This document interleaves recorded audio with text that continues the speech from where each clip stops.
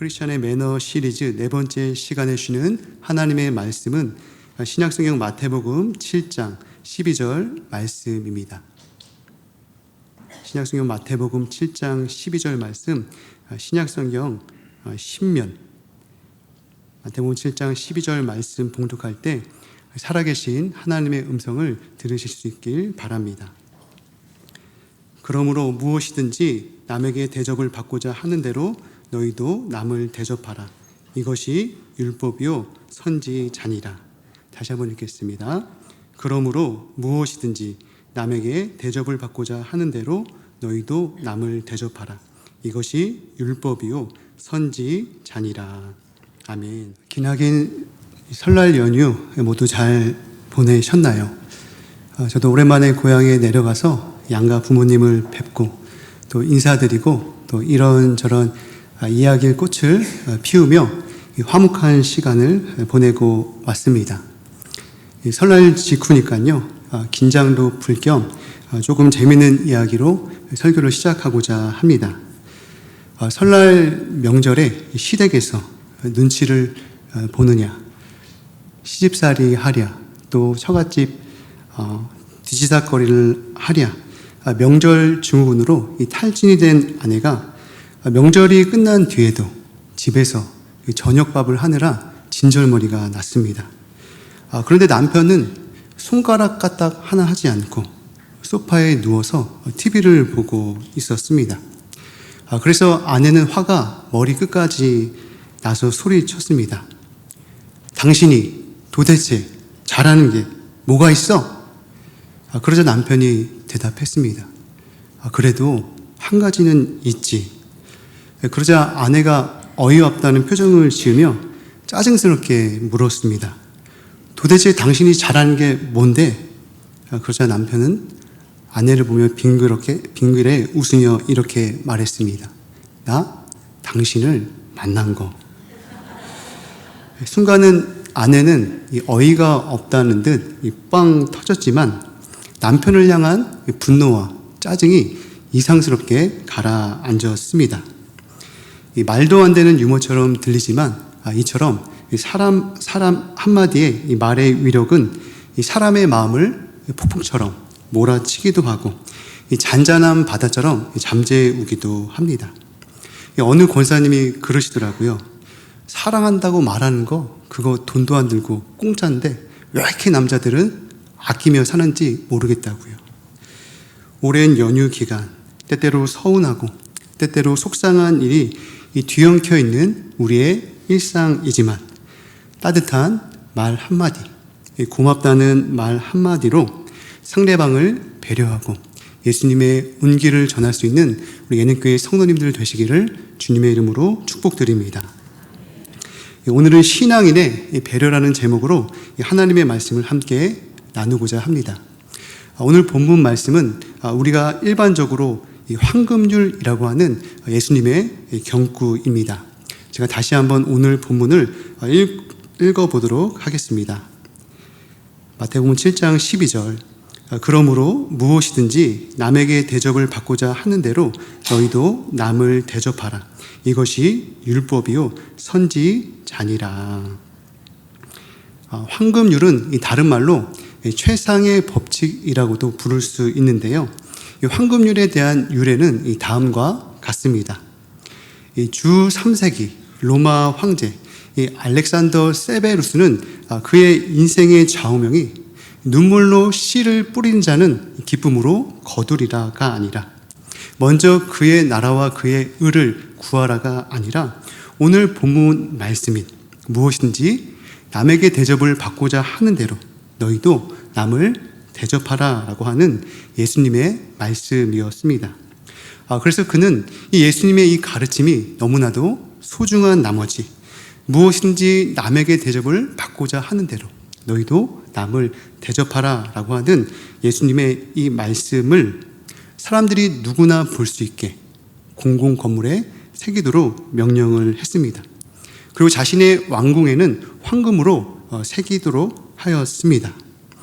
그 이후 이 격언은 기독교 윤리의 핵심, 인간관계의 황금률, 이 도덕의 에베레스트로 불리게 되었습니다. 그런데 예수님께서 가르치신 황금률은 예수님 당시에 이 랍비들과는 이 강조점이 달랐습니다. 예수님 당시에는 이 힐렐이라고 하는 이 랍비가 있었는데요. 이 한 이교도가 이 랍비에게 토라를 관통하는 중심 메시지가 무엇이냐라고 물었습니다. 그러자 그는 이렇게 대답했습니다.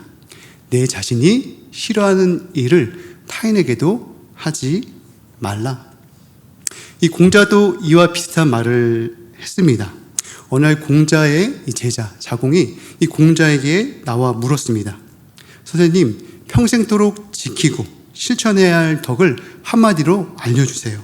그러자 공자도 이렇게 대답했습니다. 내가 하기 싫은 일을 남에게 요구하지 말라. 자신이 좋아하지 않거나 싫어하는 일을 타인에게 요구하거나 강요하지 말라는 가르침을 소위 실버율이라고 부릅니다. 내가 하기 싫은 일은 다른 사람들도 하기 싫다는 거죠. 내가 하기 싫은데 다른 사람에게 미루고 시키고 강요한다면 위계 질서에 따라서 어쩔 수 없이 할 수는 있지만 원만한 관계를 이룰 수 없을 것입니다. 실버율을 어떻게 보면 이 자기 기준으로 다른 사람들의 처지와 형편을 조금 더 헤아려 보는 이 좋은 미덕일 수 있습니다. 그런데 그 성격은 다소 소극적이고 제약적이라고 말할 수 있습니다.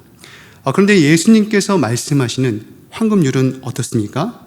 무엇이든지 남에게 대접을 받고자 하는 대로 너희도 남을 대접하라 라고 하는 이 말씀은 다른 사람들을 헤아리는 미덕을 넘어 조금 더 주도적이고 조금 더 적극적인 타자를 향한 이타적인 선행의 주문이 아닌가 싶습니다. 그런데 여기에서 우리가 한번 살펴볼 내용이 있습니다. 그것은 인간의 본성이 어떠하냐라고 하는 것입니다. 저희 가정이 얼마 전에 휴가를 다녀왔습니다. 2박 3일은 좀 왠지 아쉬울 것 같아서 이 3박 4일로 무주, 전주, 이 부안 일대로 가족여행을 다녀왔는데요. 출발하려고 차를 탔는데 뒤에서 실갱이가 벌어지고 있었습니다. 초등학교 4학년인 딸아이와 초등학교 2학년인 우리 남자 아들아이가 자리를 더 차지해 보겠다고 선을 더 넘었다고 해서 티격태격 되는 거예요. 아니 이것들이 이제 여행을 시작하려고 막 출발하려고 하는데 뒤에서 투닥투닥거리니까 제가 막 화가 나려고 하는 겁니다. 그래서 호흡을 가다듬고 낮은 목소리로 말했습니다. 우리는 여행을 가족끼리 즐겁고 행복하게 보내려고 여행을 가는 거지 싸우려고 가는 게 아니지. 너희들끼리 싸우면 이 여행이 행복할까 불행할까? 제가 아침부터 다그쳤습니다. 서로 조금 이해하고 조금 양보하면 아무런 문제가 일어나지 않는데 조금도 양보하지 않으려고 조금도 지지 않으려고 하니까 다투고 싸우게 됩니다. 여기서 어른이 되었다고 해서 예외는 아니겠죠. 일본에서 실제 있었던 일이라고 합니다. 어느 회사 앞에 한 편의점이 있었습니다. 그런데 근처 주민이 이 편의점을 편안하게 이용하고 싶은데 회사에서 때때로 사원들이 우르르 몰려들면서 편의점 이용에 불편을 겪게 되었습니다. 그래서 근처 주민은 회사에 민원을 넣습니다. 사원들이 너무 몰려서 편의점을 좀 편안하게 이용할 수가 없고 방해가 되네요. 좀 사용을 금지해 주시면 좋겠습니다. 회사는 이 주민의 민원을 수용하여 사원들이 편의점을 이용하는 것을 금지시켰습니다. 그리고 시간이 얼마 지나자 편의점은 경영 악화로 폐점을 하게 됩니다. 그리고 얼마 후 민원을 넣었던 주민은 이런 하소연을 하더랍니다. 편의점이 없어서 불편하네. 이 마태복음 23장을 보면 이 서기관과 바리새인들을 향한 예수님의 신랄한 비판의 목소리를 들을 수 있습니다. 마태복음 23장 5절 말씀. 그들의 모든 행위를 사람에게 보이고자 하나니 곧 그 경문띠를 넓게 하며 옷수를 길게 하고 잔치의 윗자리와 회당의 높은 자리와 시장에서 문안받는 것과 사람에게 랍비라 칭함받는 것을 좋아하느니라. 예수님 당시의 서기관과 바리새인들은 이 종교적으로는 보수적이었고, 그리고 로마 정부에는 비판적이었으므로 대중들에게 인기가 많았습니다. 모세의 율법과 장로들의 전통을 613가지의 규율로 촘촘하게 만들어 자신의 일상에서 철두철미하게 지키려고 했던 경건하고 고매한 성격의 사람들이었습니다. 그런데 그런 그들이 예수님 당시에 어떻게 변질되었을까요? 그들의 모든 경건한 행위를 하나님이 아닌 사람들에게 보이고자 경문의 띠를 넓게 하며 술을 길게 늘어뜨렸다라고 하는 겁니다. 여기서 경문이란 모세의 율법이 적힌 이 성구가 담긴 이 작은 상자를 말합니다. 유대인들은 기도할 때 모세의 율법이 담긴 이 경문을 이마와 이 팔에 메었는데, 이들은 자신의 경건을 과시하기 위해 이 경문의 크기를 넓게 부풀리고 기도할 때만이 아니라 일상생활에서도 이 경문을 차고 다녔다고 하는 것입니다. 또한 옷은 겉옷귀에 이 드리워진 푸른 실로 장식한 술을 가리키는데, 이 술을 길게 늘어뜨려서 자신의 존재를 뿜뿜 뽐내려고 했습니다. 또한 잔치의 윗자리, 회당의 높은 자리, 그리고 시장에서 문안 받는 것과 사람들에게 랍비라 칭함받는 것을 어떻게 여겼다고 하는 거죠? 즐겨 했다라고 하는 겁니다. 겉으로는 경건한 척, 고매한 척, 노는 물이 다른 척, 그러나 속으로는 사람들의 존경과 칭송을 갈구했다는 거죠. 이처럼 서기관과 바리새인들은 경건과 규율로 치장되어 있지만 그 속은 거짓과 위선, 자기 이기성으로 점철되어 있음을 우리는 알 수 있습니다. 이처럼 우리 인간은 어떻습니까? 모든 인간은 대접을 받고 한다는 사실입니다. 자기를 알아주기를 원하죠. 누군가에게 인정받고 싶은 이 욕구가 우리 안에 꿈틀꿈틀 거린다라는 겁니다. 그래서 레스 기블린이라고 하는 사람은 이 좋은 관계를 유지하고 싶다면 다음 세 가지를 기억하라라고 합니다. 첫째는 사람은 누구나 이기적이다. 둘째는 사람은 누구나 다른 사람보다는 자기 자신에게 관심이 더 있다. 셋째는 사람은 누구나 다른 사람들로부터 존경과 인정을 받고 싶어 한다. 좋은 관계를 유지하고 싶다면 이 세 가지를 항상 기억하라. 이것을 좀 더 쉽게 말씀드리면 어떻게 표현할 수 있을까요? 첫째는 사람은 자기밖에 모른다. 둘째, 사람은 남들에게 관심이 없다. 셋째, 사람은 자기가 제일 잘난 줄 안다. 이 세 가지 사실을 확실히 기억하라. 그렇다면 예수님을 구주로 고백하는 우리 그리스도인들, 대접받는 것에 만족하지 않고 어떻게 다른 사람들을 대접하며 타자를 향한 이타적이고 자발적인 선행으로 나아갈 수 있을까요? 여기에 우리 그리스도인의 배려가 있다고 생각되어집니다. 저는 그 실마리를 오늘 본문의 말미에서 찾았습니다. 마태복음 7장 12절 우리 함께 읽도록 하겠습니다. 그러므로 무엇이든지 남에게 대접받고 너희도 남을 대접하라. 이것이 율법이요 선지자니라. 무엇인지 남에게 대접을 받고자 하는 대로 너희도 남을 대접하라. 이것이 무엇이라고요? 율법과 선지자라고 말씀합니다. 율법과 선지자라고 하는 종교론은 어떻게 보면 구약 성경을 압축해 놓은 하나님의 말씀인 성경을 관통하는 핵심이라고 말해도 과언이 아닙니다. 그리고 마태복음 5장에 보면 예수님께서 이 땅에 오신 이유가 율법과 선지자를 폐하러 온 것이 아니요. 어떻게 하러 이 땅에 오셨다고 합니까? 완전하게 하려고 이 땅에 오셨다고 말씀합니다. 그리고 한 율법사가 예수님께 나와 율법 중에 어느 계명이 가장 크니까? 라고 예수님을 시험할 때 예수님은 그 의미를 더 분명하게 설명해 주십니다. 마태복음 22장 35절 함께 읽겠습니다. 시작. 그 중에 한 율법사가 예수를 시험하여 묻되 선생님, 율법 중에서 어느 계명이 크니까?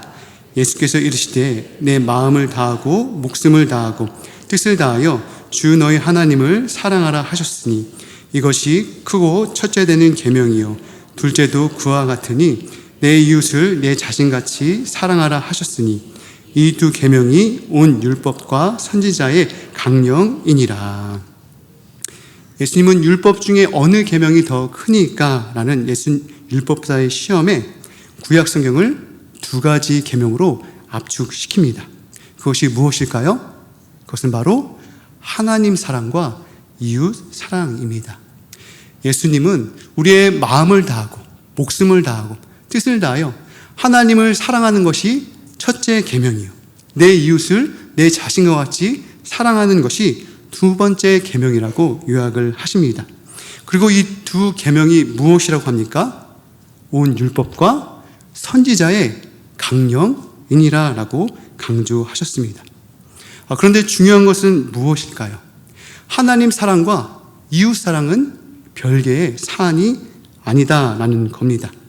하나님 사랑과 이웃 사랑은 따로 국밥이 아니라는 거죠. 하나님 사랑과 이웃 사랑은 바늘과 실처럼 항상 붙어 있고 따라다니고 하나로 연결되어 있다는 겁니다. 예수님의 십자가가 상징적으로 보여주듯이 우리를 향한 하나님의 수직적 사랑은 이웃을 향한 이타적 사랑의 원동력이 됩니다. 우리를 향한 하나님의 수직적 사랑이 차고 넘칠 때 이웃을 향한 이타적 사랑으로 흘러갈 수 있습니다. 한 젊은 청년에게는 진심으로 사랑하는 여인이 있었습니다. 긴 노력 끝에 결혼을 위한 준비를 마치고 반지를 준비해서 그녀의 집으로 가고 있었습니다. 너무도 기쁘고 들뜬 나머지 이 청년의 걸음은 빨리 걷다가 있는 힘껏 달리기 시작했습니다. 사랑하는 그녀에게 조금 더 빨리 도착해서 청혼하고 싶은 마음에 앞도 잘 살피지 않고 질주하기 시작했습니다. 하지만 그녀의 집에 도착했을 때 그녀의 집은 굳게 잠겨 있었습니다. 여인은 얼굴도 내비치지 않고 다른 사람을 통해 이 청년과 만나고 싶지 않다는 차가운 말을 듣게 되었습니다. 그리고 며칠 후 괴로움에 빠진 청년에게 그 여인에게서 편지가 왔습니다. 이 편지 내용은 다음과 같습니다. 나는 그날 당신을 기다리며 창문 밖을 내다보고 있었습니다. 마침내 당신이 우리 집을 향해 달려왔을 때 저는 정말로 기뻤습니다. 그런데 당신이 얼마나 급했던지 마주오던 누추한 옷차림의 한 여성과 부딪혀 넘어지게 하고는 미안하다는 말도 없이 그대로 오는 당신을 안타깝게 지켜보았습니다. 그 모습에 많은 생각을 하게 되었습니다. 약한 사람을 배려할 줄 모르는 사람과 어떻게 결혼을 하겠습니까? 이렇게 사랑을 잃은 청년은 영국의 유명 수필가인 찰스 램이라는 사람이었습니다. 이 찰스 램은 누구에게나 친절하려고 노력을 했고 자신의 잘못으로 사랑을 잃었지만 인생의 소중한 교훈을 배웠다고 회고했습니다. 어떤 사람이 배려의 특징을 다음과 같이 요약했습니다. 첫 번째는 공감입니다. 이 배려심 많은 사람은 다른 사람들의 감정과 경험을 이해하고 공유합니다. 다른 사람들의 입장에서 그 상황에 느낄 감정이 어떤지 짐작을 하고 배려를 합니다. 두 번째는 연민입니다. 배려하는 사람은 다른 사람에 대한 깊은 연민을 가지고 있습니다. 도움이 필요한 사람을 보면 친절하게 다가가거나 어려움에 처한 그들을 도와주려고 하고 지지를 보냅니다. 셋째는 친절입니다. 배려심이 많은 사람은 말과 행동에 친절함이 배어 있습니다. 다른 사람들을 존중하고 사려 깊게 대합니다.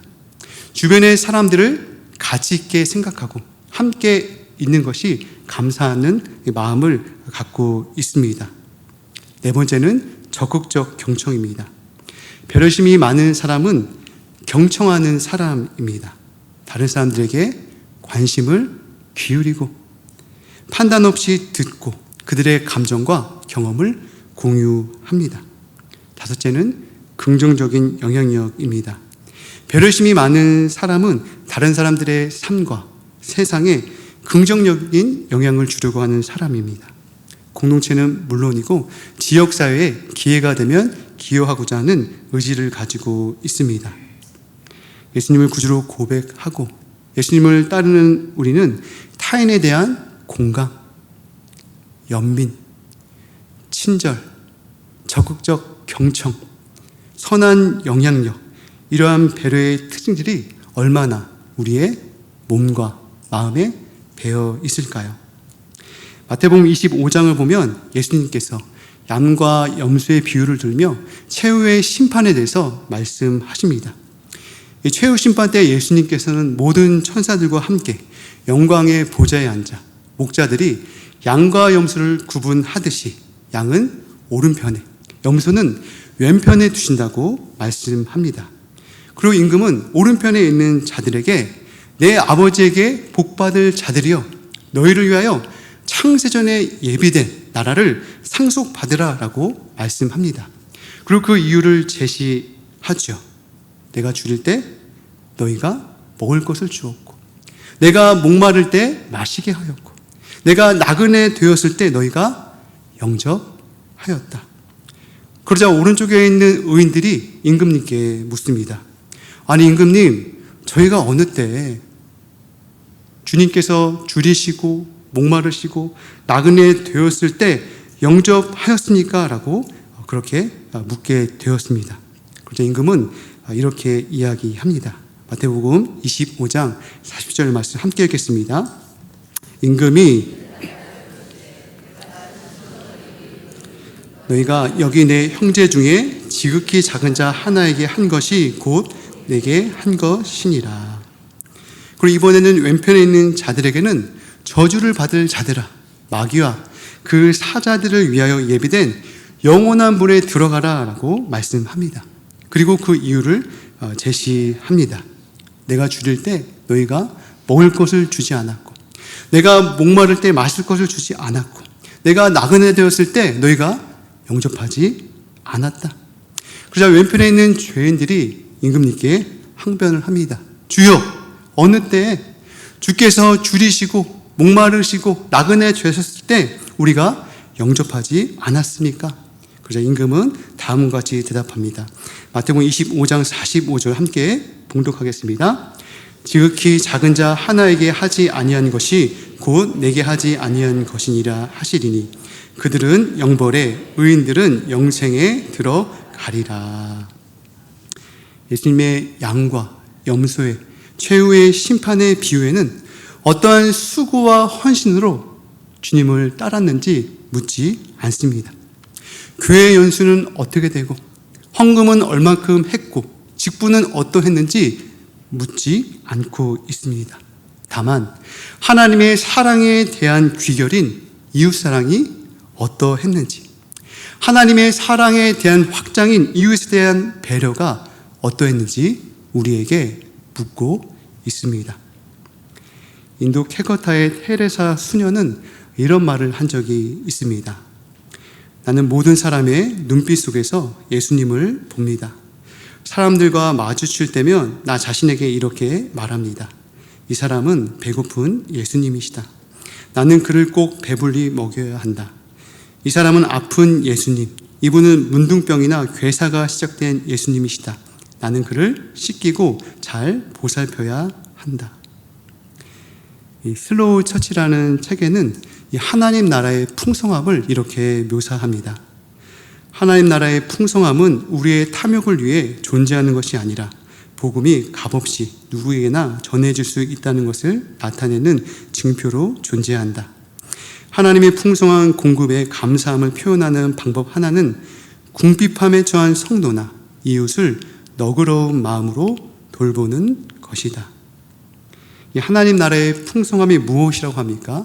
우리의 사리 사욕이나 세속적 성공이나 명예를 위해서 존재하는 것이 아니라 복음이 값없이 누구에게나 전해질 수 있다는 것을 나타내는 징표라고 말합니다.